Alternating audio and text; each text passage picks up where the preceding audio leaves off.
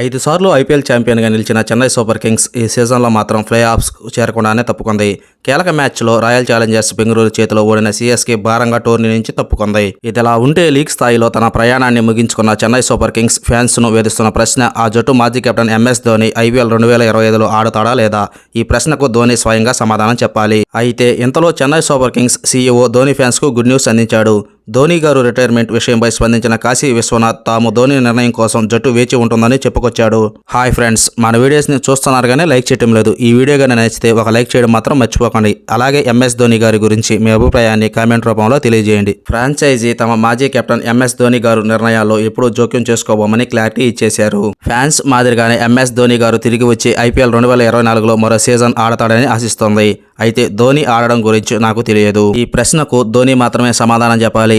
అయితే ఎంఎస్ ధోని తీసుకున్న నిర్ణయాలను మేము ఎప్పుడూ గౌరవిస్తాం.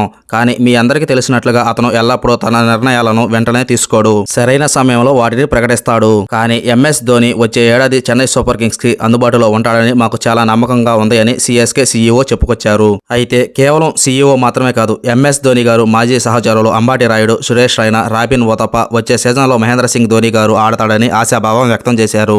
ఐపీఎల్ 2024లో నిరాశపరిచిన ఓటమి తర్వాత 18వ సీజన్లో ఎంఎస్ ధోని గారు తిరిగి పునరాగమనం చేసేందుకు ఉత్సాహంగా ఉన్నాడని ఓతప్ప చెప్పాడు. అయితే వీరందరూ చెప్తున్నట్లు ఎంఎస్ ధోని గారు తర్వాతి ఐపీఎల్లో కనిపిస్తాడా లేదా సడన్ గా రిటైర్మెంట్ ప్రకటన ఇచ్చేసి షాక్ ఇస్తాడా అన్నది రాబోయే రోజుల్లో క్లారిటీ వస్తుంది.